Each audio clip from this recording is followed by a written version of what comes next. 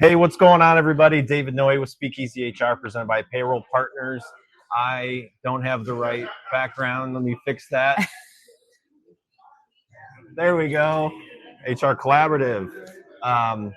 So we're in the afternoon session. My name is David Noe. I'm the host of SpeakEasy HR.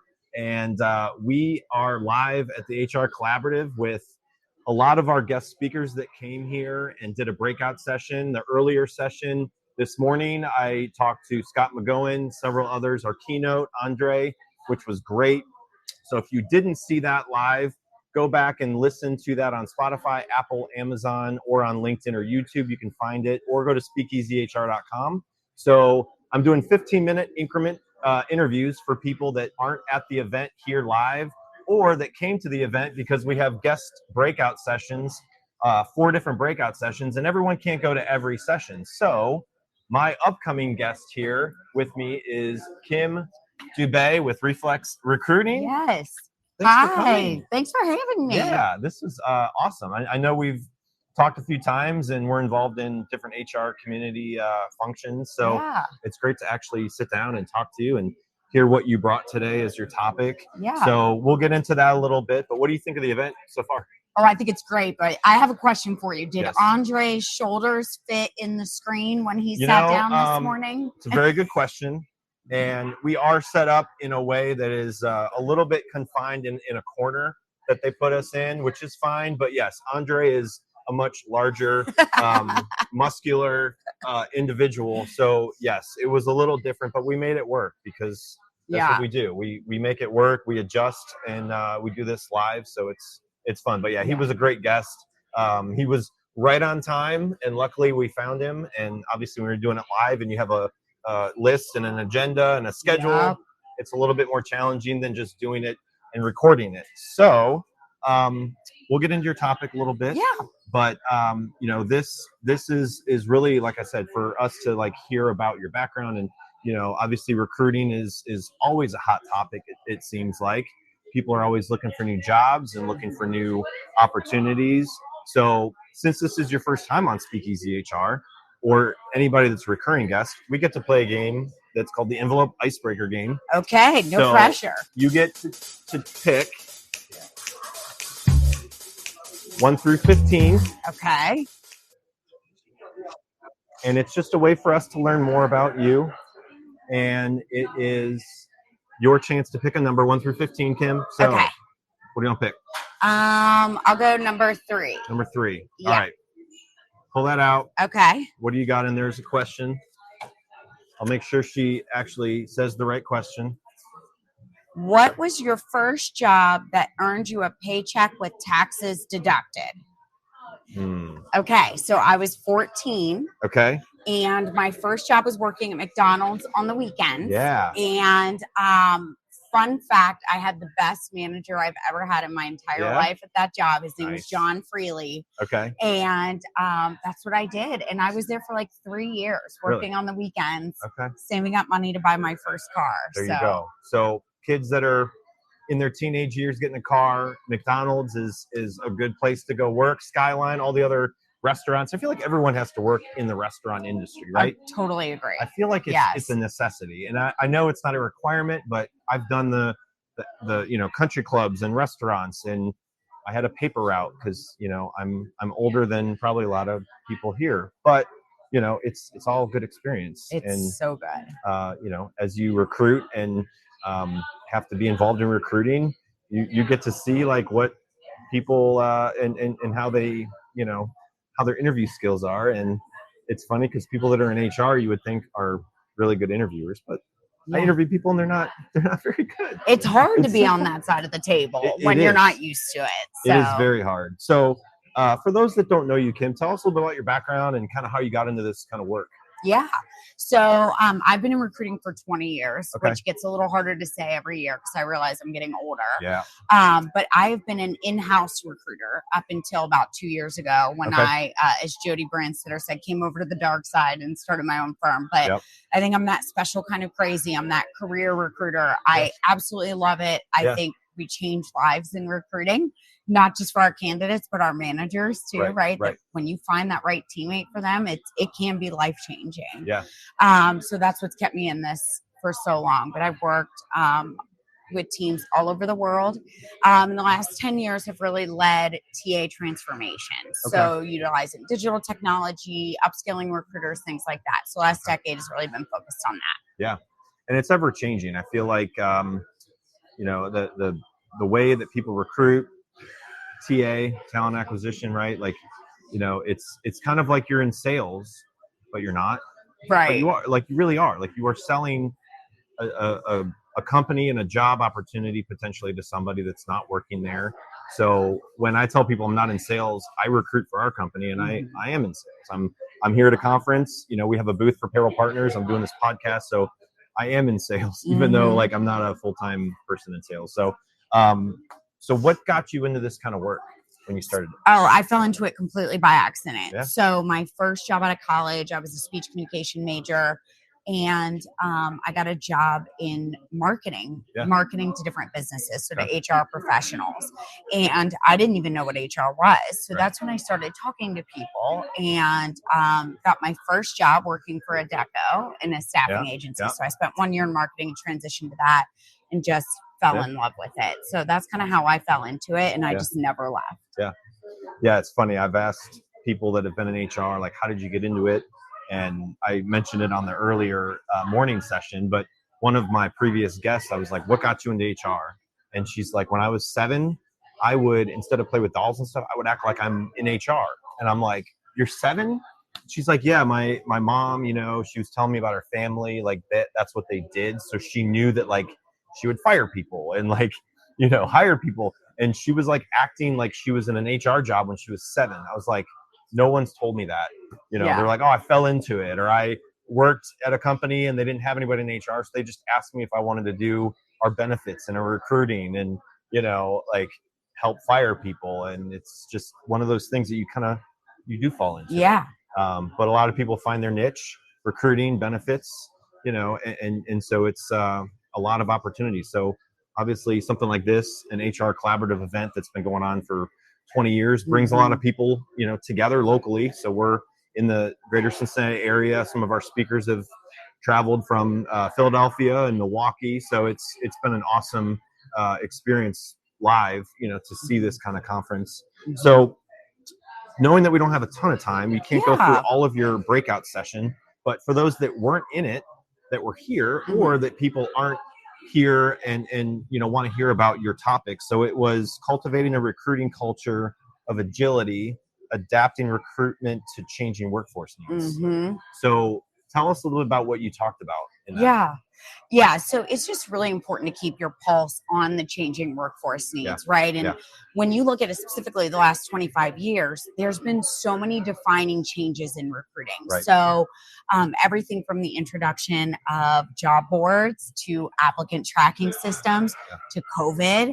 And so that agility, I would argue, that ability to pivot and to tailor your recruiting process to different workforce needs, and in some cases upcoming generational preferences, can be a huge competitive advantage for companies. So I am not the brightest crayon in the box, so I like to keep things simple. So we really looked at it from a framework of people, process, and performance. So what are those changes from a people standpoint, from a process standpoint, and then how do you measure those to really define success? So we talked about everything in terms of those lenses, and then really spent a significant, or some, I guess, the end of the portion of the session on changing workforce needs that may not be evident to people. So one call out that really resonated with folks was looking at global population trends, right? How many of us really stop and take the time to do that? And so one thing I talked to them about was by 2035, Africa, specifically sub-Saharan Africa, is going to be more populated than the population of China or India. So how many times in HR have you heard people talk about China and India over the last 20 years? But it is also going to be our youngest continent. So their population is going to significantly increase, but they're going to be our youngest continent. So as you look at some more established cultures, right, or some more traditional, I guess, first generation or first world countries, their populations are declining. Whereas when we look at something like that exploding. So if I'm in manufacturing or any type of field like that, that's something I want to be in the know about. So we covered some of that information as well. That's awesome. Yeah, and I've heard a stat from a local AI expert. She's Kendra Ramirez. Yeah. She's great and really has been focused on studying AI for years. And she brings up a stat. She says that 85% of jobs that'll be available in 2030 haven't even been created yet.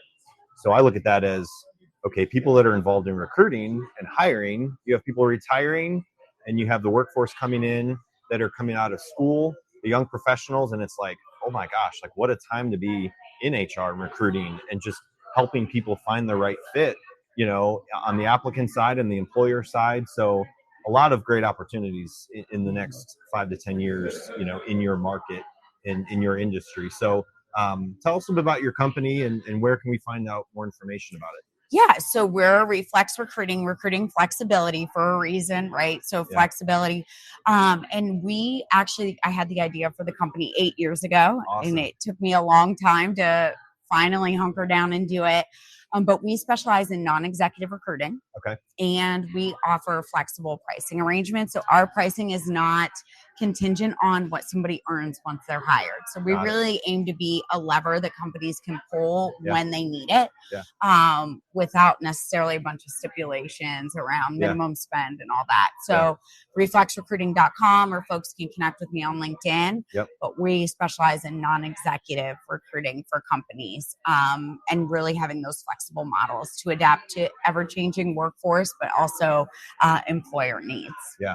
No, that's awesome. And I do have Kim tagged on the live. So if you are on LinkedIn and you have not connected with her, you can find her profile in there. So thanks for coming by. Absolutely. Thanks for having me. Thanks for doing all the work to broadcast live today. Yeah, this has been awesome. You know, seeing the people and getting to just kind of interact with the folks that are here. We have about 220, I think. And it's storming outside. It's been a nasty day of weather. Obviously, it's April, so we're inside, but you know, we're going to have a really good time. There's a happy hour after, and so hopefully people hang out and get to network and connect. I love the human connection when you go to events and you're not in front of a computer. Well, I am, but in a different sense because we're broadcasting live. So absolutely. Thanks for having me. Yeah. Have a good rest of your day. And you too. I'm sure we'll talk to you soon. Wonderful. Thank you. Thank you very much. See you, Kim. All right. I'm going to...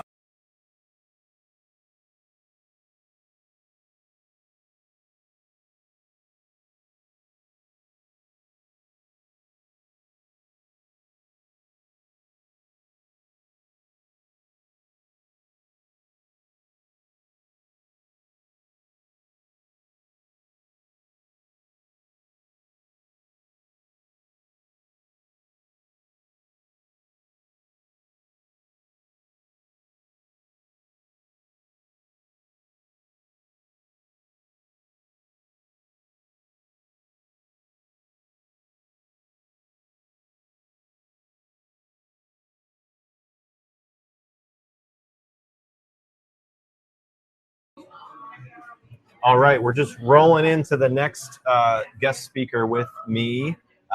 If you are watching live, just if you can comment that you can hear us. I'm pretty sure it worked the first time in the morning session, but no one has told me yet that it works this afternoon, but we are mic'd up and I think we're good to go. So this event, like I said before, there's breakout sessions in the morning and afternoon. And so people that are attending live here, there's about 220 people.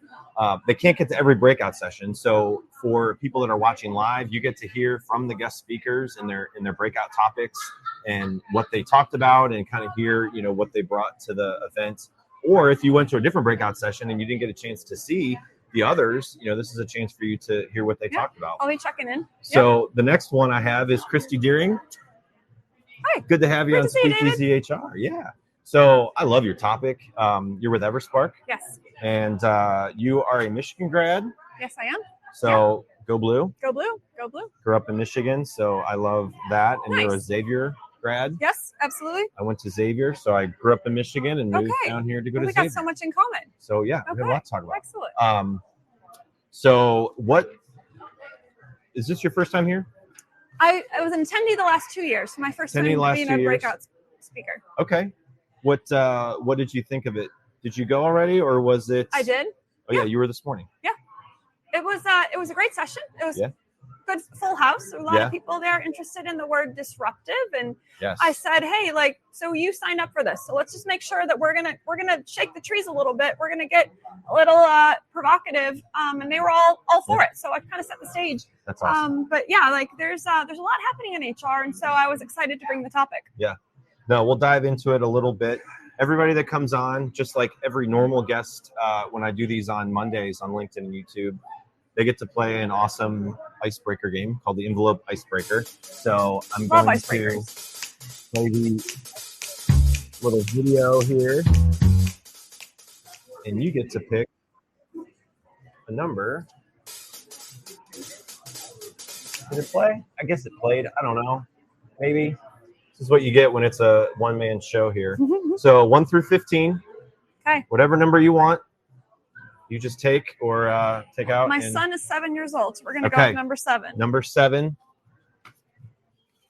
This is just to get to know the guest a little bit. Perfect. And I do this every time. Oh, when you were in grade school, what did you want to be when you grew up? Ooh, that's a good question. Doing HR, right? Doing HR, that was what it was. No, nobody knows about HR when you're in grade school. I was always kind of a math science kid. Okay. And I didn't know much about engineers, but I was like, I like to solve problems. Okay. I love puzzles. Yeah. I loved art too, so it was going to be something in the business world, I guess. Okay. Yeah. I didn't dream about being a doctor or being like a nurse or a teacher or anything. It was, but to solve problems and help people, I think that's kind of the root of it. If I were to go back and analyze it. Yeah. A lot of people don't, decide to be in HR like when they're young. I was telling Kim, there was a guest on my podcast, and she was like 7, and she played, instead of playing with dolls, like she talked about being in HR, and like her family was in HR. So there are people like that know what HR is very young. That's great. That's great. So you've had a career with P&G. Mm-hmm. You've worked there for 20 years, and now you're doing stuff with Everspark. So tell us about Everspark. Yeah, so it's a boutique consultancy that is helping companies traverse the change in HR from systems, processes, and people-centered strategies and solutions. Awesome. I had 11 years in IT and 10 years in HR in a large company. And so taking some of those lessons learned and distilling it down to the essence of kind of what makes it work, why is it important to the business, and then bringing that to life in a customized way for my clients. So it's, to call it HR consulting. When I talk to people, they're like, oh, you do employee handbooks and recruiting. And I say, not quite. Right. But it's a partnership to that. It's the means to the end. It's the people operations side of how do we help people at work. So that's just a bit of my experience, but always been rooted in my passion. And so I'm excited to be able to do this for my clients. Yeah. And it's a lot about, what we do at Payroll Partners. It's technology that we customize for a business, because business A, business B, business C, they all have different challenges, issues, things that they need to work on and improve and be more efficient. Same with HR. Like if you have internal HR, that's fine. But when you have a consultant that can really help identify the ways to be more customized and just really help the company overall, really get them to a better place. So a lot of your clients, are they smaller businesses that don't have internal HR? Is it a mix of different businesses? Like what kind of businesses are you? It really is a mix. I mean, I'm fortunate to have P&G have called me back and said, hey, can you come do some organizational sensing and some analysis? So intact teams of about 200 up to 1,000, but really where they have an HR team and they're looking to improve the systems and processes to go to the next level, to help them scale or to drive efficiencies of what they're spending money on today. I did have a chance to help a company come off PEO and come into their own payroll system and then build their HR team for the first time. So, the skills and knowledge I have kind of navigates that space as well, but mostly it's kind of usually intact teams. Yeah, I see when ownership changes and maybe it's a generational kind of family business, things constantly change. And, just because right now someone doesn't maybe need your services in 6 months, something changes. Sure. So things are always changing. So what were some of the things that you brought up in your breakout that you felt like, people really took away as things that they're going to think about and try to bring back into their world? So there was an article on Fortune magazine in February this year that was shared with me by a colleague, and it really stood out. That was the impetus for my presentation, which is Josh Bersin is a thought leader in HR, and so it was an article about him. Anyway, it was 10% of companies are filling, according to the study, are filling their HR positions with non-HR people. Their CHRO position with non-HR people. Interesting. And so 10% of companies under the study, right? There was about 1,000 different companies that were studied. It was one data point. And the other was that HR professionals are 40% less likely to fulfill the C-suite positions than their counterparts. Call it marketing, sales, IT, et cetera. And so reading that stat, I read that to say, no other function has those kinds of stats. I mean, 40% more likely or less likely to move to the C-suite than others. And for me, that's a sign that the transformation and innovation in the HR space has not kept up with the times, and that the business world is moving on ahead. And the more that HR is perhaps doing the same performance management review process from 1990, nothing wrong with it, right? But the more that we continue to do the same stuff we've always done, the more we're going to be behind. And so my call to action was, it's time to get disruptive. And maybe you've all heard this before, but if either disrupt yourself or be disrupted. And I really think as a call to action for HR anywhere, and whatever level of the organization you're in and whatever size company, is you have to start today, like now or tomorrow morning at 8. Like really think about, what is it you're going to do different? How do you think about the work you're doing? And not just be in a routine rhythm of, we just always do the annual survey. We just always do benefits this way. It's time to start thinking differently about it. And there's examples around from other functions, IT, marketing, or so on, where they have gone through a similar transformation. And so there's a lot we can learn from others and from each other, because some people are doing some really good things too. What advice would you give if somebody is in an HR role and they're trying to get everybody on board from a leadership perspective and ownership perspective in their ideas and their strategies? They think it's a good idea, but they're trying to get buy-in from everybody, but they're not. What advice would you give somebody in that kind of situation? So coming from a large company, the ability to identify an opportunity and gain buy-in was always a key skill that we had to have. And what I've learned is that you got to start where the energy is, and you got to start where there's a business opportunity. And so where are you spending excessively? Where are you about to make a decision that maybe you don't need to make a decision? So to prevent spending, whatever the business case is, to start there and then to go where the energy is and make small incremental moves. And even if you're thinking about AI, for example, which is a huge disruptor right now, the strategies that I've been following on with thought leaders and so on is it's not even, it's yes, you need an AI policy, right? You need to start somewhere, but it's not everybody get ChatGPT and voila, we're done. And yet that is a starting point, but really it's more so about identifying those use cases and micro implementations of AI in meaningful ways in multiple parts of the business. You're going to work for, the ones that are more transactional, maybe customer facing, maybe financial transactions, things that are really going to make a difference for the business. But for HR, it is also up to us to find those incremental wins. And then you sell the heck out of those. You go tell people, hey, we saved 50,000, we saved 100,000, $500,000 in this space by doing this. And those are things that can start gaining traction, gaining buy-in, and then maybe even build your strategy. So maybe have like a North Star for your strategy, but you don't know the details of it. And that's okay. You can kind of do agile strategy development and go from there. Yeah, absolutely. Have there been industries that you've seen success in recently in the last couple of years over others? in just transformation or AI in particular, or industries that are asking for your services mainly? Have there been any specific industries that you have really found a niche, or has it been? So I work with all industries, Okay. and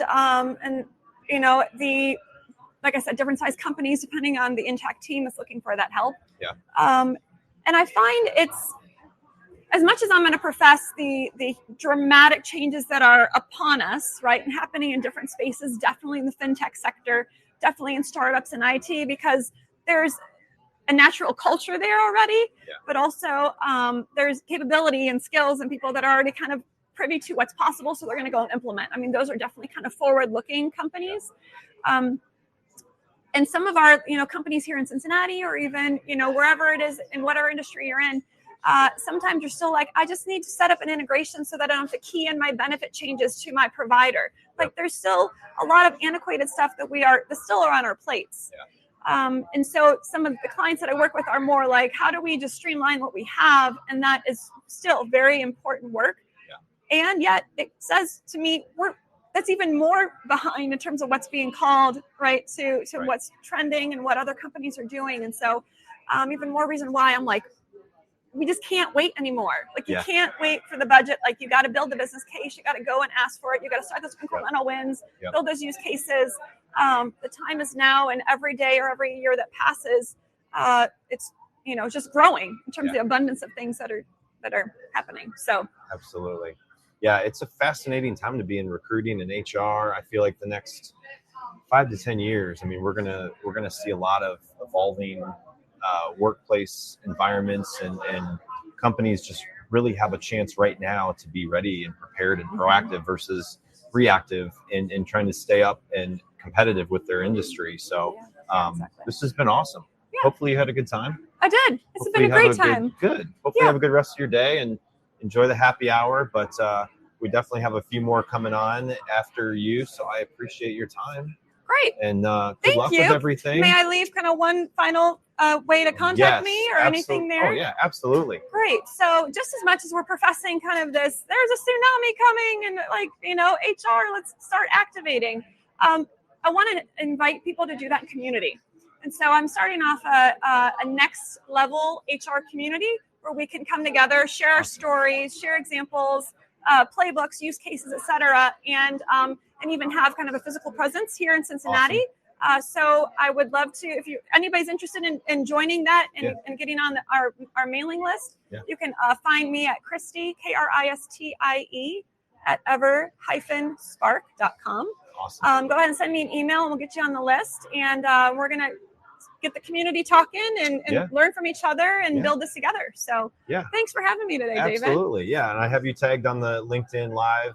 So if you are watching live or after the fact as a recording, you can find Kristie. Just click on the comment section. You'll see her name and you can go to her profile. So have a good rest of your day. Thank you. Enjoy. Great to have you on. Great. Yeah. Thanks for having us today. Thank you very much. Super fun. Yeah, absolutely. Great. Hey, this is William Tincup. Listen, we did a series for iSolved called Heroes of HR, where we talk to HR practitioners. And these are just your run-of-the-mill, everyday, slogging it out, 300 employees in Cedar Rapids, HR pros. Mostly it's centered around iSolved and what they do with iSolved, but also they talk a lot about kind of the day-to-day rigor of HR. If you're curious about that, search for Heroes of HR wherever you get your podcasts. Thank you. All right. Just 1 minute from our sponsors, and I'll play that here, and then we'll be back on with the next one. Finding a new employee takes time and money. For one position on a single job board, you could easily spend a minimum of $5 to $10 a day advertising a job post. It's worth noting that the average time it takes to hire a new employee is 36 days. However, it can take longer than that. You could find yourself paying hundreds of dollars a month for a single job board. And if you're using multiple job boards for multiple positions, this could add up to thousands of dollars a month. There is a much simpler and more affordable way of finding the right candidate. At Payroll Partners, we offer an applicant tracking system to help manage your hiring process. Our ATS is customizable, allowing you to decide which days you want to run the job and when to close it so you don't break the bank. And this feature lets you e-blast your network, hosting jobs on multiple boards at once, all managed in one location. Payroll Partners, elevating your payroll and HR experience.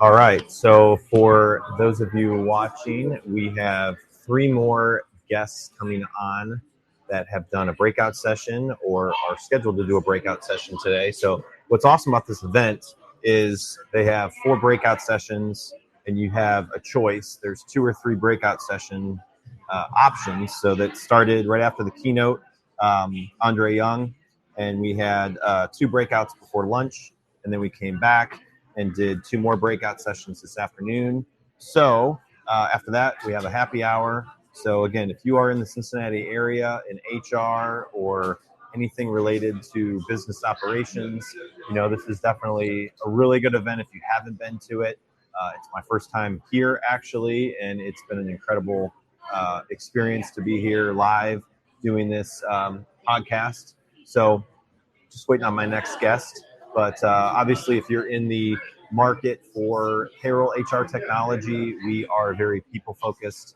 We have world-class technology, and just would love to connect with you. So what's going on, man?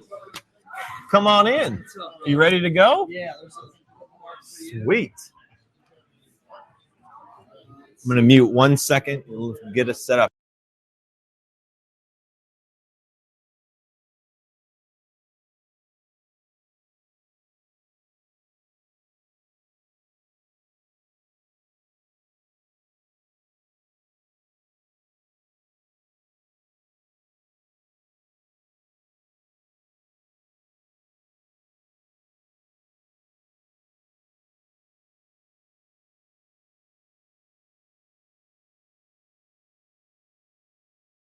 Right.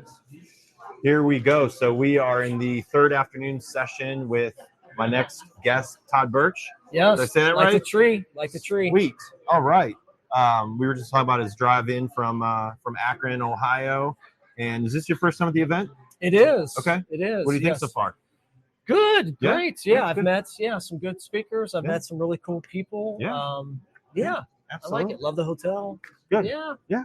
So I was telling people that are watching live, I do have, I think my audio is good.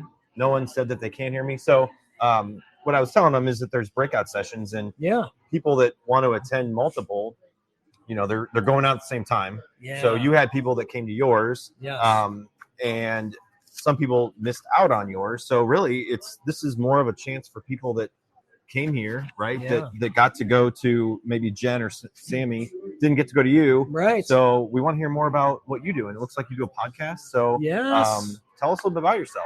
Yeah, absolutely. So I own a digital marketing company called Evolve Marketing. Okay. But I am in 16 years. I celebrated this year, but I am transitioning into my second act, if you will, which is keynote speaking or breakout sessions or coaching, corporate training programs. So I thought the HR industry per se would be a great way for me to kind of get out there. So wellness programs, mental health. So that's kind of where I'm at. And I have a podcast as well, The Bolt. Can't see it. The Bolt podcast. I don't have a t-shirt. I got a coffee mug. Hey, you got something, man. I got stuff. Yeah. You know, it's my first time at a live conference. So, this is great. So tell me about the podcast. Yeah, the podcast is great. It's all about personal growth, transformation, and leadership. Okay. So I have a variety of guests from all over the world. That's the beautiful thing about podcast. I've met so many amazing people that I would never, ever have met. Nope. And I became good friends with some of them. It's amazing. We're all just kind of helping each other out, right? We do a podcast swap. I'm on yours, you're on mine. You introduce me to 3 people. I introduce. It's like a cool family. That was the one thing I did not expect. Coming into the podcast space, but I'm 33 episodes in. Wow, we're like right at the same amount too. That's and awesome. It's interesting. I have a weekly cadence, but I just scaled back to bi-weekly. I don't know. It feels a little bit like churn and burn. And I'm not able to let it resonate. Really enjoy it and promote it. So there was no breath. Finish one, move on to the next. But some really great guests. Again, we're talking about personal transformation, personal growth. Talk a lot about mindset shifts. Talk a lot about habits. So there's a lot of great nuggets on there, and leadership as well. So what got you to start a podcast? That's a good question. I've always wanted to. Really? Probably like you, right? I've been researching it for 2 years. And then when I decided that I was going to make this shift in my life to be a keynote speaker and to coach, I just thought the podcast would be the great first way to get some reps in and to meet some great people, make some new connections. And, here we are, man. That's awesome. It's this opportunity allows me to meet people like you live, which is even better because a lot of the people I talk to, some of these people here have been on my podcast before. So that's cool. They're actually several have already been on. Are they all live? They're all live. So I do them on LinkedIn, YouTube, all live. So I do it live like this. So Mondays, 2 p.m. Eastern. I typically do them not every Monday, but almost every Monday. Okay. So I've got people booked out till February. Wow. So I got no mistakes. No mistakes. It's raw. It is raw. So that's a little different, that's a big difference. It is a big difference. Doing it live or having it recorded, being able to go back in and edit out the ums, the so's, the filler, or a mistake, something you said, you're like, oh crap. And some people have come on that have done a podcast before, so they know about it, but some aren't. Some of the people here, it was their first time on a podcast and they loved it, right? So they introduced me to other people. So it's just like you said, it helps you meet other people. Right. So let's dive into your topic for people that weren't here, that are watching live or on demand after the fact. It'll be on Spotify, Apple, Amazon. So people that weren't here. Wrong way. There we go. Kind of a little different. All right.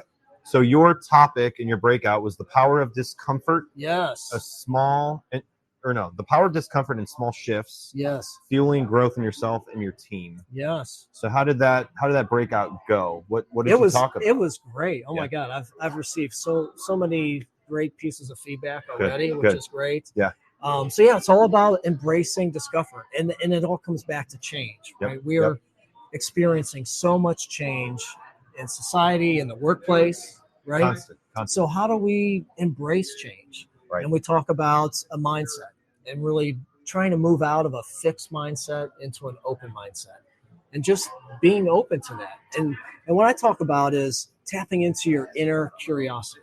Remember when you were a child and you had that spark, right, of curiosity? What if?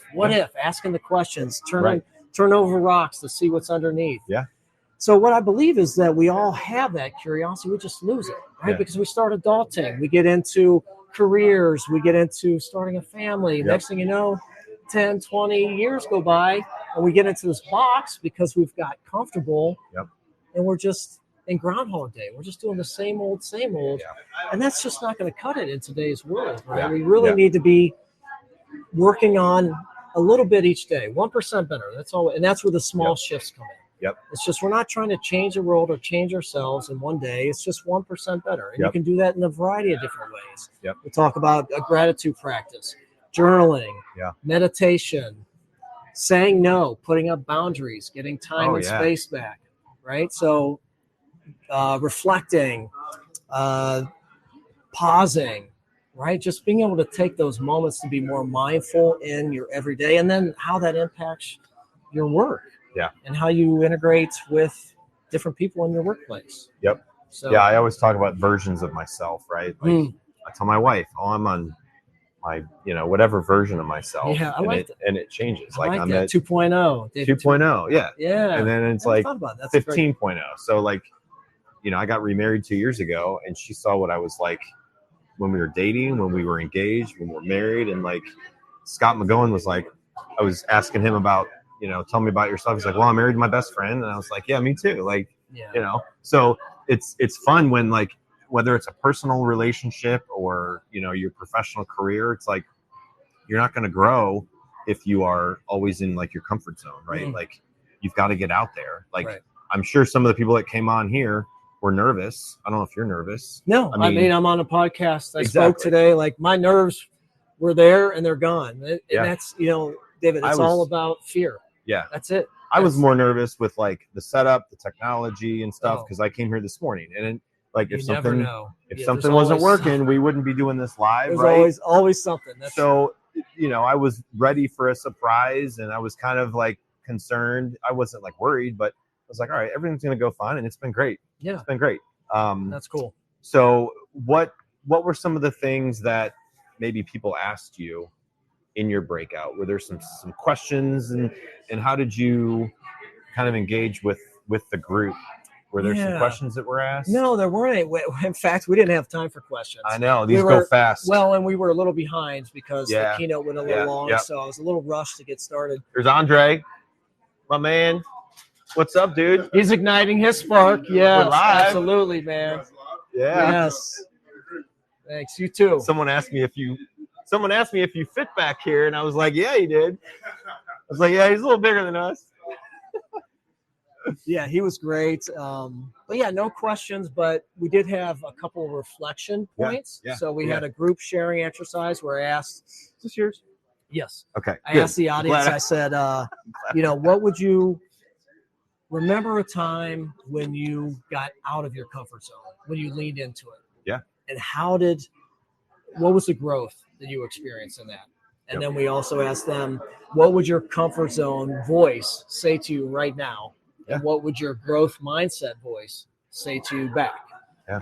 So that was interesting. And then we did a reflection on small shifts, these small shifts we talked about. What would be one small shift that you're willing to commit to this week and try? And how would you hold yourself accountable?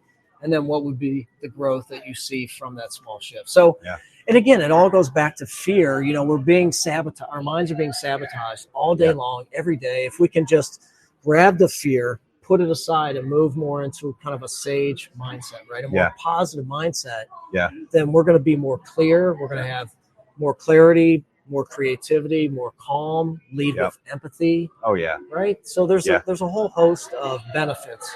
Not easy to do, but I think people just need to hear the message. Yeah, and I think as you were talking, I thought about just myself and, how I hold myself accountable. Some people, it's hard for them to hold themselves accountable, right? So it's like you do have to some point, you have to have people in your corner, whether it's a spouse, a colleague, a mentor, a manager, a parent, somebody to help kind of hold you accountable, right? Yeah. So I think mentorship and, things like that, I don't have like one mentor, but like, I have an amazing wife. She's my best friend. She holds me accountable. She challenges me. Good. So like, it really helps it. And like you said, like when you're in discomfort, you grow the most. Right. So, we just need to be able to embrace it. Yeah. Right? The funny thing is we all crave growth, and we all crave discomfort. Yeah. But we're afraid, right? We get used to being comfortable, and we let that fear kind of sabotage us. We just need to, and that's why we say one small shift. Yeah. Because if you can experience it, you get that hit of dopamine. You're like, oh, this isn't so bad after all. Right. And now I'm going to try something else. And it starts to compound, right? Yep. You start to make these shifts, and now you're a whole new person. And the thing is, it spreads. It's contagious, not only to your family, but to your team, your organization, your culture. It can have a really profound effect.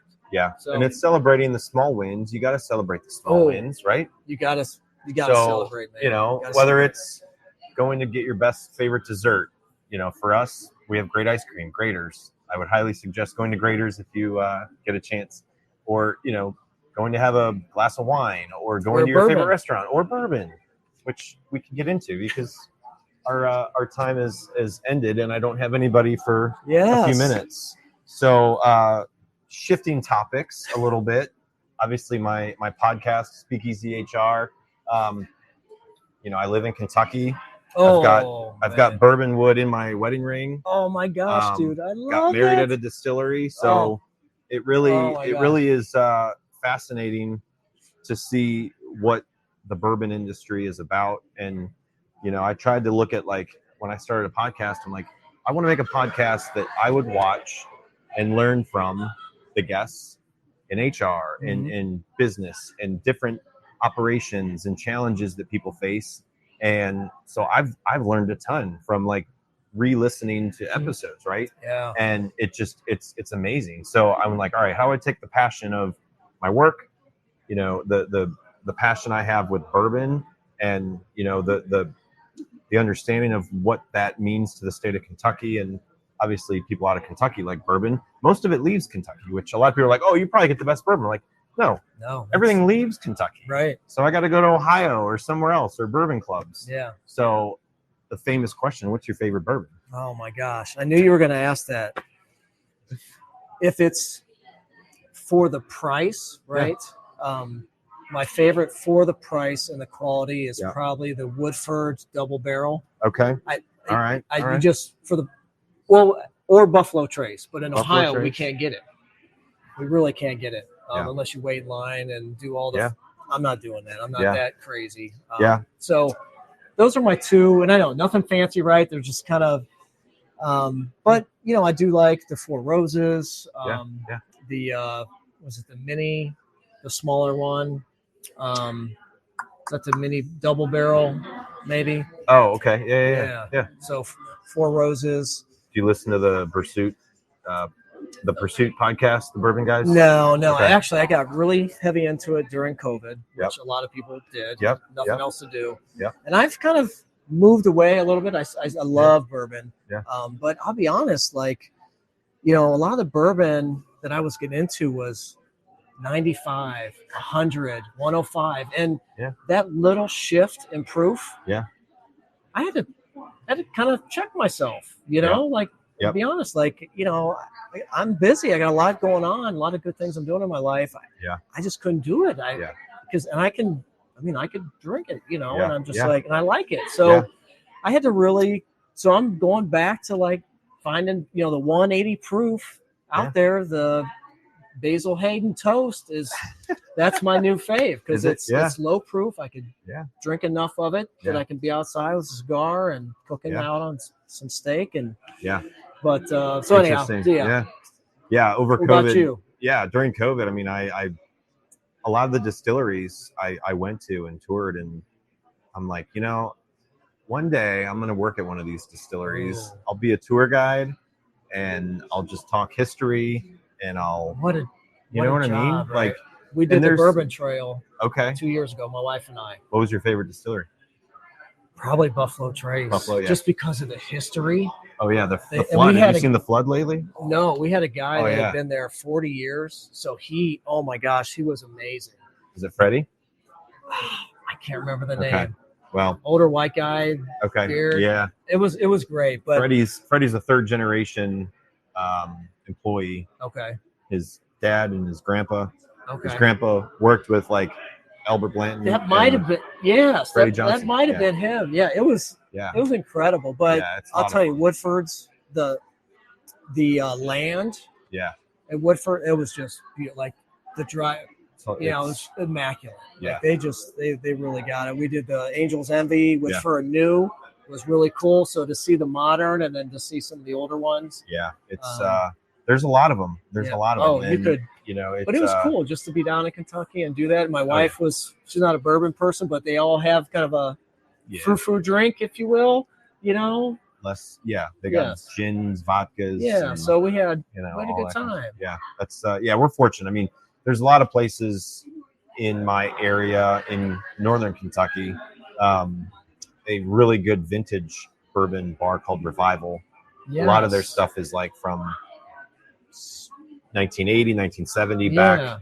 Okay. So I kind of like use their vibe as kind of a vintage speakeasy vibe for the podcast. So nice. Got a couple of like older stuff from them, and so it kind of. So what's your favorite distillery tour? Oh, favorite tour? Okay, that's easier. I'd say Maker's Mark. That's a really good. I didn't do that one. Maker's Mark, the Buffalo Trace Taylor tour right on the river, and I didn't do that one. Yeah, those are great. Okay. But I'm going in. I've been to Jim Beam. Jim Beam's coming up in July, so that'll be a good time. I'm going through Booker's. Okay. Yeah. Fred No, which somehow I got to be related. We have the same last name. Like spell the same? I spell it the same. I pronounce it Noe. They pronounce it No. Oh, okay. Anyway, trying to figure out how we're related. I grew up in Michigan, so I'm not from Kentucky, right? So I'm trying to like figure out how we're connected. But so we're going down there in July, doing like a tasting with him, and it's just fun to see these like old guys like Eddie Russell's, Jimmy Russell, the old Wild Turkey guys, like these generations of it. It's really fascinating. It is interesting. You just don't see that. Obviously, wine and things like that.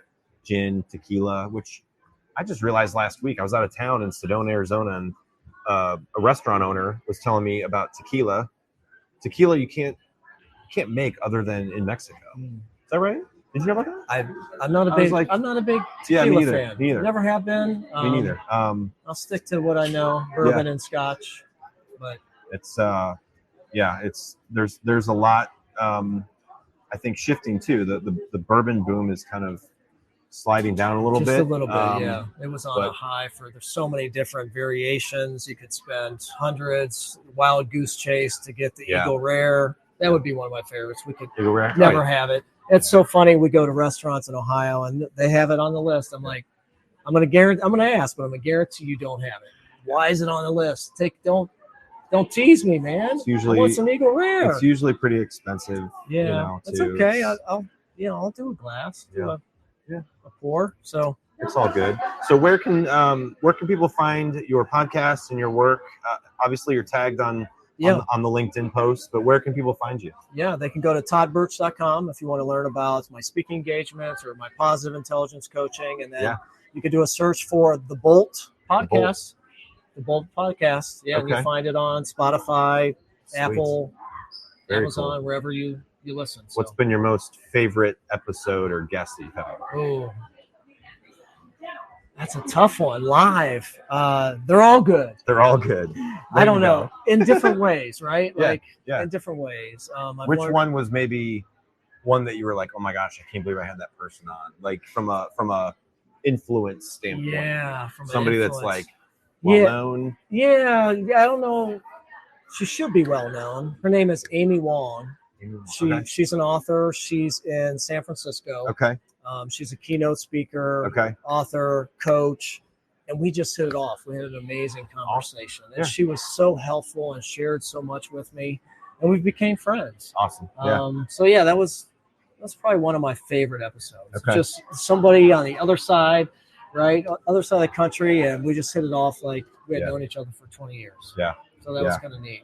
Yeah, that is fun. And like I said, I've had people come on that I've met before in person or just have heard of and have kind of followed, and so just people that give me their time and come on, and we just have a good time. And it seems like everyone that comes on just feels like it's a genuine conversation that we're just having, but we're recording and people can listen to it. And that's the goal, right? Is to have it be kind of organic. And well, actually, I just had. Do you know John Bernanovich? So he you should check out. I just had him on. I just released his episode last week. So I should have said Johnny B. Johnny B. He's an old friend of mine.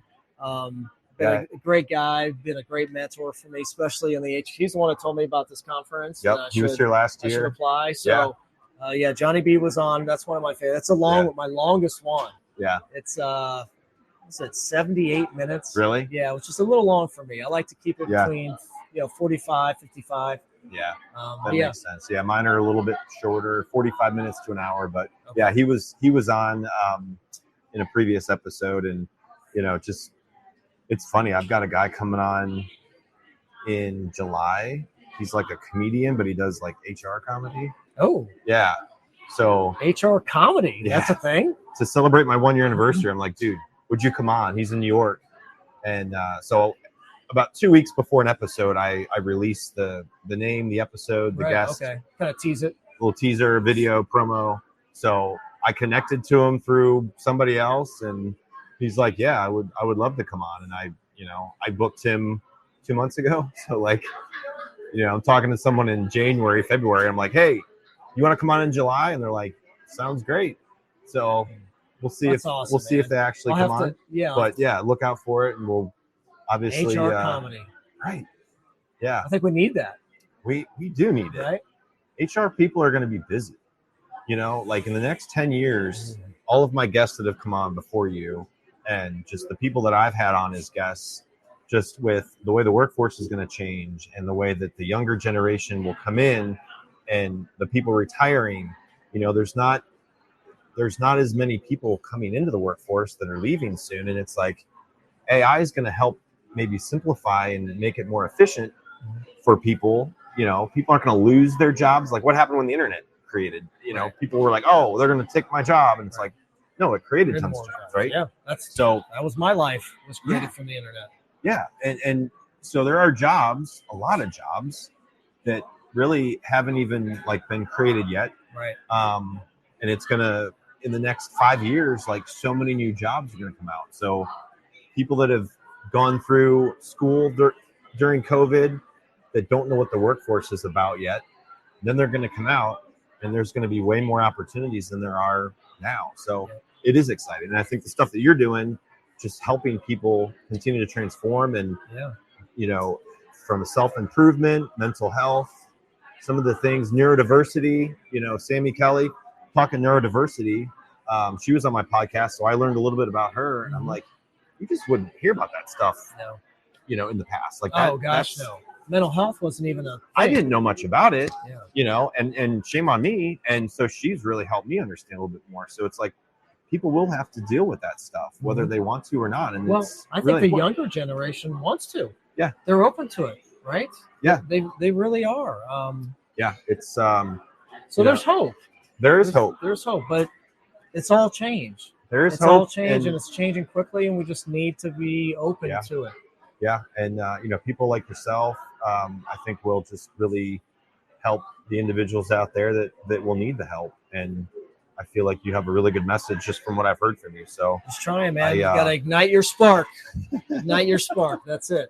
It's awesome. We're just trying to ignite our spark. It's there. Yeah. We just need. Maybe it's blown out. We just need to add a little kindling, curiosity. Yeah, curiosity. It's what if? Curiosity, even in interviews, you bring that up, and it's funny because I try to, when I do interviews, because I'm involved in recruiting for payroll partners, right? So I'm like, how can I find out what people are curious about in an interview without saying, okay, I want to know about your curiosity, right? Ask questions that will bring out potentially their curiosity. See what questions they're asking you, right? If you are interviewing them and they ask you really good questions, then they are curious about the company. They're curious about your culture. They should ask about the culture, right? As Scott McGowan talks about, culture is an inside job, and it's really important. So if people are out there looking for jobs, you definitely should show and act like you're curious to go into a job interview, to ask them good questions, ask them who the manager's going to be. Right. Ask them what their manager style's like, right. And if they're like, yeah, we see a lot of people get developed, they stay here, and from a personal growth perspective, they really do help. if you hear that, you probably want to take the job offer if you get one, right? So do your those kinds homework. do your homework. Just spend some time. Act like Don't you're curious. Right. Don't copy and paste and just throw some stuff on the wall. If you really want the job, spend the time to get to know the company and what makes them tick. Right. Yeah. And it's a different dynamic. Like if a company is in office, right? In office, working face to face in an office setting versus remote, all over, virtual, remote. It's a different culture. It's a different mindset. It's a different approach to business. And, you know, there are people that they just want to work remote and they don't want to go into an office. No, that's most of my employees. They just so I had to make a change. Yeah. We created a policy called work your way. Yeah. However you want to work. I love it. We got a great, beautiful mansion of an office. You can come to the office. You can work from home, or you could do both. You can do a hybrid situation. Okay. It is what it is. Yeah. I don't love it, to be honest. I'm old school. I'm a little bit older. I love being in person, but you know what? I didn't want to lose. I have a really great team, and that's what they wanted. So sometimes we just have to be flexible. And that's what the people want. They want the number one thing in our NPS surveys, the people and the flexibility. Flexibility. It's easy. So why wouldn't you give the people what they want? You know, it's just different. It's important. It's important. The balance of work and, you know, personal life. Andre said it this morning, you know, the what did he call it? It wasn't the work-life balance. It was the, I forget what he said. It was the work. He's still here? I don't know. Is he? Andre. Anyways, it was the balance of your non-work life, right? Like, you know, you want to have the flexibility. I think for a lot of people to collaborate, it's like, can you collaborate better in person, virtually, both? You know, like that's where I think a lot of companies, smaller businesses or industries that really do want to collaborate in an office, in a conference room, and like think through ideas. Some people really like that, and then some people just want to work from home and collaborate that way. So it's all very different. It's all very customized to the business, and you know, so just being flexible and open. Again, flexible, it's just open on both sides, both the employee side and the employer. Like putting yourself in the employer's shoes. Absolutely. I just paid for all this office space. Yeah. And you know, but the employer needs to have trust. And if you don't trust your people, maybe you don't have the right people. Very important. You know, so if the work's there, they're going to do the work. You know, what if they do a little laundry while something's uploading or, you know, in between meetings? Who cares? So that's what makes them happy, right? So anyhow, we can go on all day, man. I know. Thanks for coming on. Thanks, brother. Great to meet you, Todd. Yeah, nice to meet you. I wish you the best. Same here. Enjoy your time here. Safe travels back, and obviously we'll keep in touch, hopefully, and this won't be the last time we talk. Yeah, absolutely. Maybe we could do a real podcast. Absolutely. Or if I come down to Kentucky to do another tour, I will be your tour guide. I will be your tour guide. Awesome. Thanks, bud.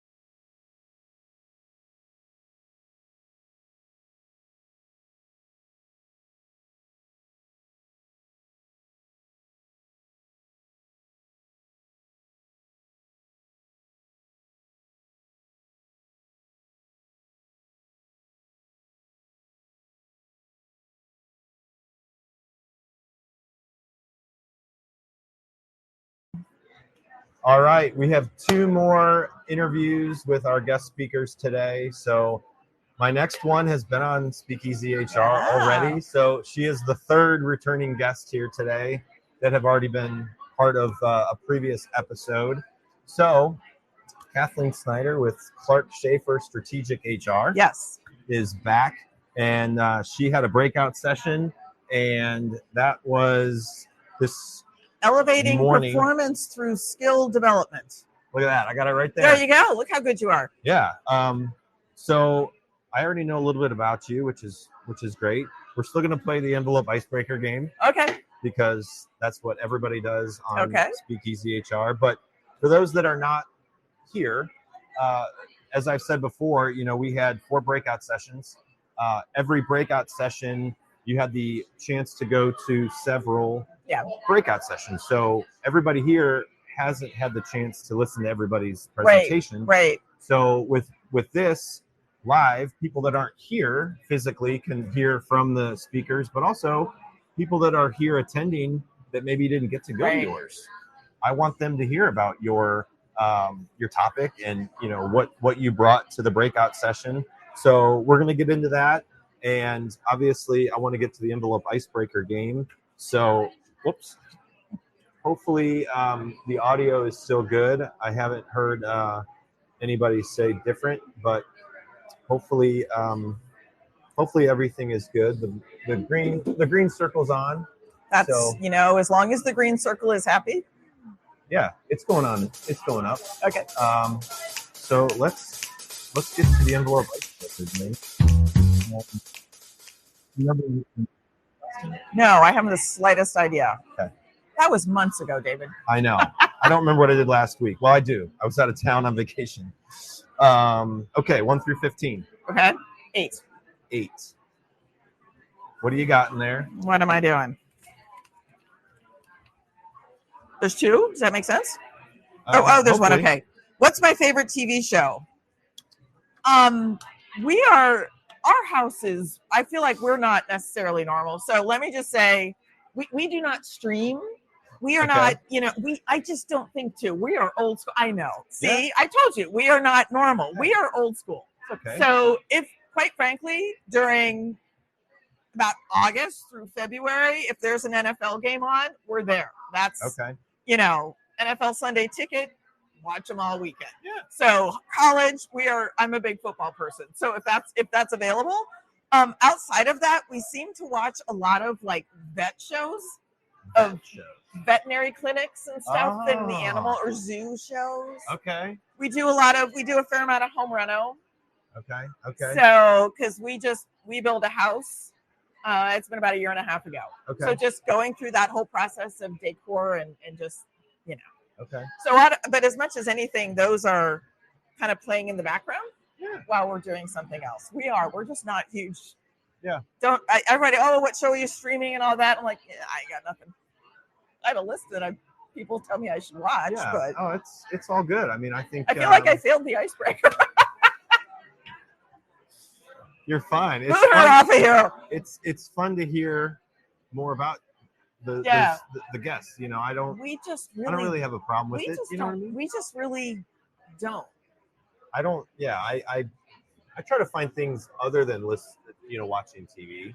Yeah. But at the end of the day, it's nice to just kind of watch something mindless. You know what I mean? So what's your favorite football team? I'm going to say the Bills. The Buffalo Bills. The Buffalo Bills. Okay. We have a little bit of a connection. My daughter is an athletic trainer, and she did a couple of internships with them. So she knows some of the players and stuff. And so that little bit of that connection, she knows the organization. So that makes it kind of fun. That's awesome. I try really hard to root for the Bengals. They don't always make it easy, but I'm trying. Yeah. But I'm hoping the Bills had a good draft, and this is finally their year. Yeah. Yeah, it's funny. I grew up in Michigan, moved here for college, kind of understood what NFL football was about, watching the Bengals play, and they were exciting, maybe more in the last few years. Yeah. But if they lose, it doesn't ruin my Sunday. Right. No, it doesn't ruin my Sunday, but I mean, Buffalo, we have learned, is Buffalo's a very blue collar town. Yeah. There are people, the Bills Mafia is passionate. Oh yeah. The players are many of the players are very involved in the community. Josh Allen really is as good a person as people say he is. So I want to know a little bit about the players and the personal side of it, and then I kind of will judge. Yeah, that's awesome. So for people that don't know you, Kathleen, if you want to just kind of explain your background in HR, how you got into it. You've been doing it for quite some time. Yeah, God, I've been in HR now. It's 25 years now, which is a little scary. Okay. So I'm kind of all things, generalist, kind of soup to nuts stuff. I also do a lot of training. Yeah. So here in more recent years, probably the last 3 or 4 years, I've been very focused on training and development. And now I'm been with Clark Schaefer. Well, I've been with Strategic HR, and now Clark Schaefer Strategic HR. I had 15 years in October, and now I am director of training development for us. So yeah, that's definitely one of my passions, is just to help work with leaders, employees, whatever, give them the tools they need to be successful. Yeah. And so your breakout session was elevating performance through targeted skill development. Yeah. So walk us through that. What did you talk about for people that weren't able to attend? Well, so what we are seeing with clients and what we're hearing, and I read a lot, and just what you're seeing nationally, is that organizations are having a hard time finding talent that has the skills they need. They may get a lot of applications, but they don't have the skills they need. Yeah. And things like that. So organizations are trying to figure that out. And then you also have organizations, let's face it, we're a little uncertain with the economy right now. I actually was reading 3 articles earlier today of organizations kind of pulling back. Yeah. That doesn't necessarily mean the need goes away.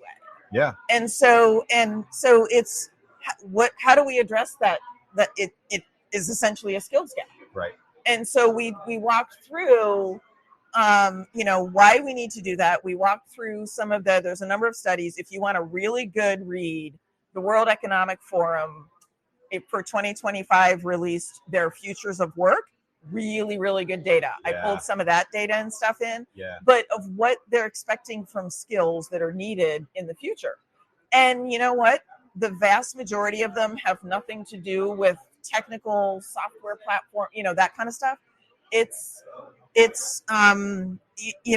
being able to, critical thinking. Yeah. It's being able to evaluate a situation and determine next steps. It's all of those kind of things that is a big part of it. And then we kind of talked through, how do you know what you have?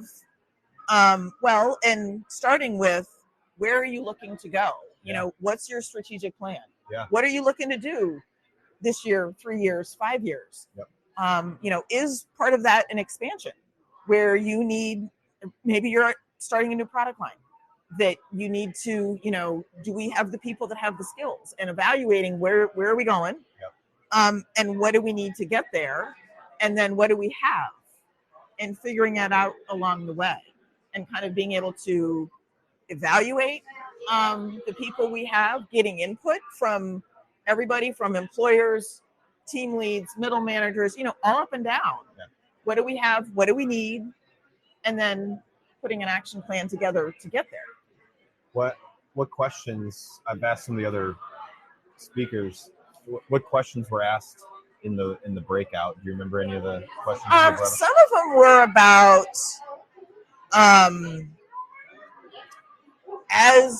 there were a couple about as somebody was promoted, and they're not succeeding in the role. Oh. And, they tried to fill a need by promoting internally, and that because they were good at their job, which we still hear happens. We know that happens. And how, this person's not being successful. And it's like, okay, what can we do? They want the role? Because sometimes not everybody who gets promoted actually wanted the role. They want the money. Or they just feel, oh, well, that's the next logical step, I guess. Yep. But okay, so how is there development? Is there coaching? Is there training? Things we can do to help get them there? Yeah. That was one of the things that was happening. We had somebody asked a question that their company is kind of doing a significant pivot to incorporate AI into their day-to-day and what they're doing, and just things to look at from that perspective.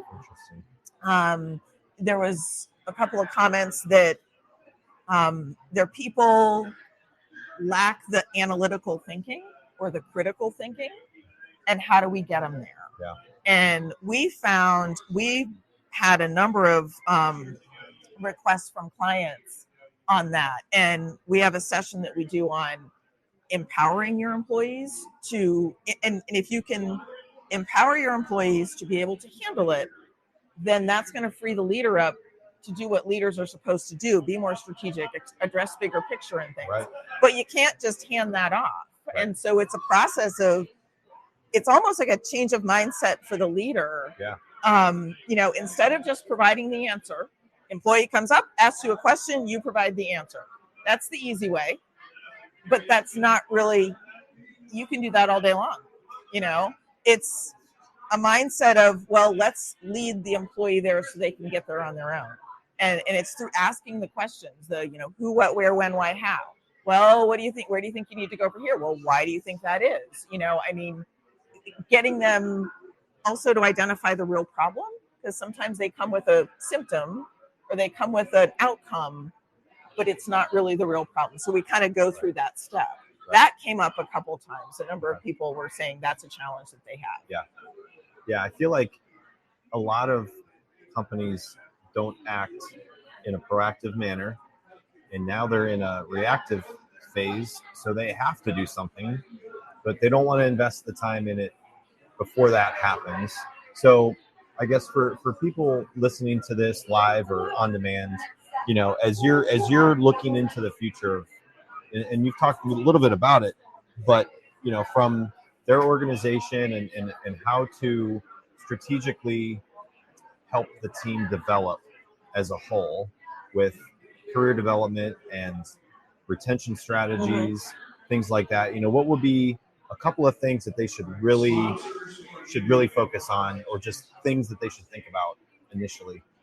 I think part of it is getting employees' input.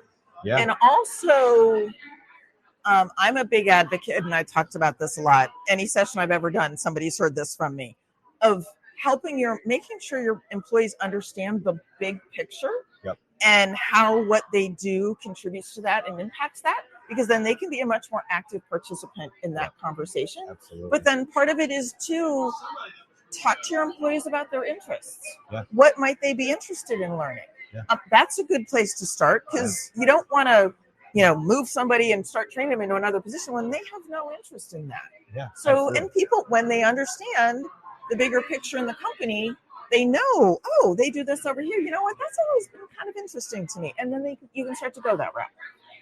And also, I guess another takeaway is a lot of organizations, as they're going through this process, focus on the technical skills. We need to have somebody learn this new software. We need to have somebody learn data analytics. We need to have somebody learn, this. Yeah. And don't get me wrong, those have merit, but that shouldn't be all you're looking at. Exactly. Because it's that, and what came up more than anything in the session was analytical thinking and critical thinking. I've got the knowledge, but can I connect A to B to C and get there? It's very fascinating, but it's very true, and it's in that World Economic Forum. I read some of it, and I've been at different events, and they talked about it. Mm-hmm. So if you haven't read it, it's a good read. You can download it. Yeah. And I don't think I've gotten through the whole thing because it is quite lengthy. Yeah. But there's a lot of good information of just the future of work and what they're expecting. Well, thanks for your time. Oh, well, thanks. This has been great. Yeah. People are winning behind us. I know. I don't know if our microphones are catching it, but they're noise canceling, so I don't think they even know that anything's going on. But yeah, there's some raffles going on behind us. So where can people find out about Clark Schaefer Strategic HR? Go to strategicHRinc.com, or you can also reach out to me on LinkedIn, Kathleen Snyder, Kathleen with a C. Yep. Kathleen with a C, and she is tagged in the posts with the event. So if you are listening on demand on Spotify, on Apple, Amazon, go out there and just evaluate what they offer. They're an amazing organization locally in Cincinnati, but they work all over. Yeah, we work all over. All over. Doesn't matter where you are. Yep. So, thanks for your time. Thank you. It was great to see you again. Yeah. And I think we have one of your colleagues coming on last. Yes, you get Becky next, and she just did an awesome session on workplace civility. Awesome. All right. Well, thank you very much. Thank you.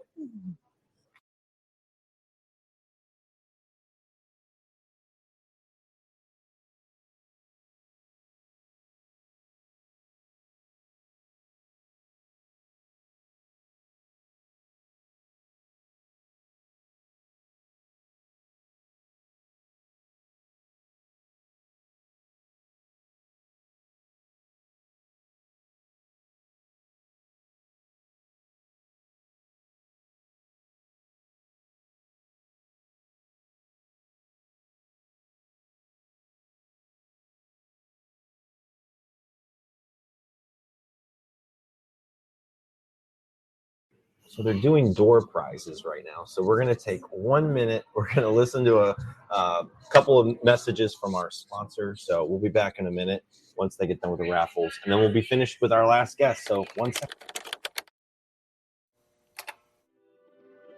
Finding a new employee takes time and money. For one position on a single job board, you could easily spend a minimum of $5 to $10 a day advertising a job post. It's worth noting that the average time it takes to hire a new employee is 36 days. However, it can take longer than that. You could find yourself paying hundreds of dollars a month for a single job board. And if you're using multiple job boards for multiple positions, this could add up to thousands of dollars a month. There is a much simpler and more affordable way of finding the right candidate. At Payroll Partners, we offer an applicant tracking system to help manage your hiring process. Our ATS is customizable, allowing you to decide which days you want to run the job and when to close it so you don't break the bank. And this feature lets you e-blast your network, posting jobs on multiple boards at once, all managed in one location. Payroll Partners, elevating your payroll and HR experience.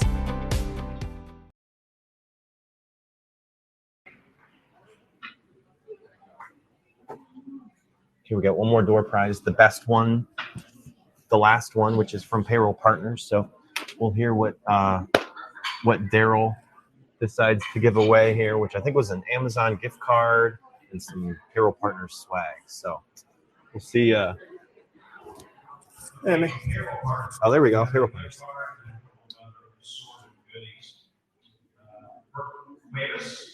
All right. There we go. Very cool. All right. So we are at our last interview for the day with SpeakEasy HR, presented by Payroll Partners. So I am David Noe, and I have an awesome guest with me.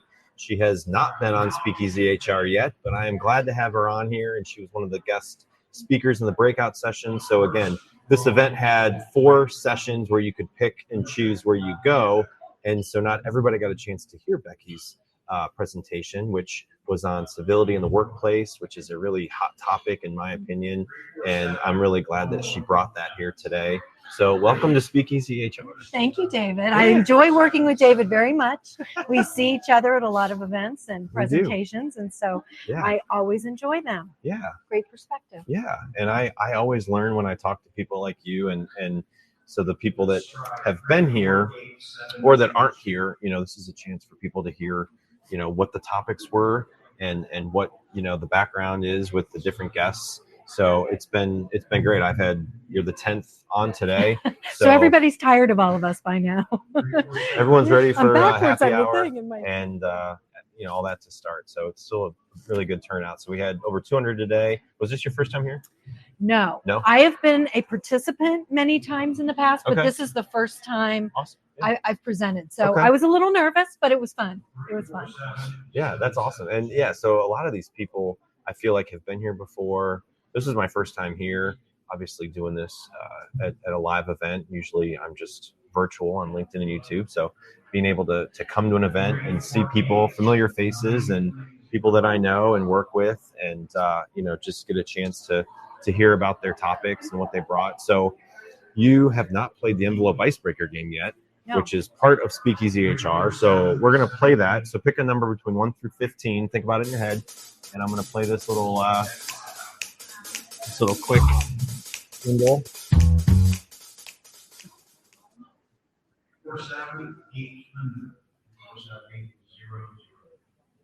I think it played. I don't know. I can't tell. These things sometimes don't always go right. So 1 through 15. 3. 3. All right.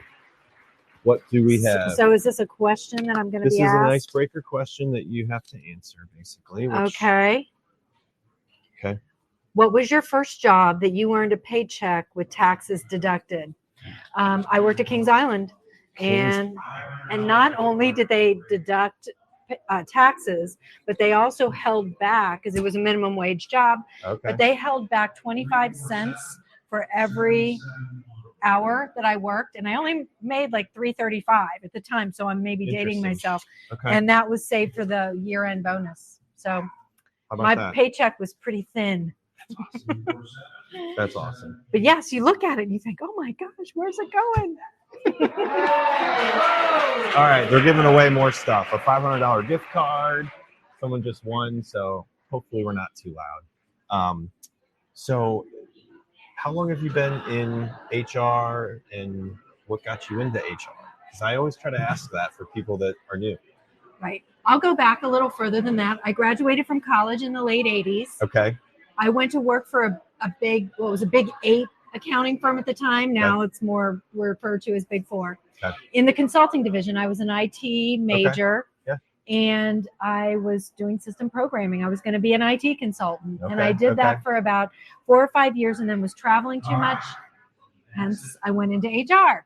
And so that was more early 90s, and started doing a lot of recruiting and staffing and training. Those were the 3 things, because most everything else was handled centrally out of the Chicago office. So I didn't get into payroll, did not get into benefits, didn't get into time reporting, things like that. But the recruiting, staffing, and training, loved it, loved relating to people. It was a job I had done, and went from there. Yeah. And still a lot of that stuff is important today. You know, staffing, training, recruiting.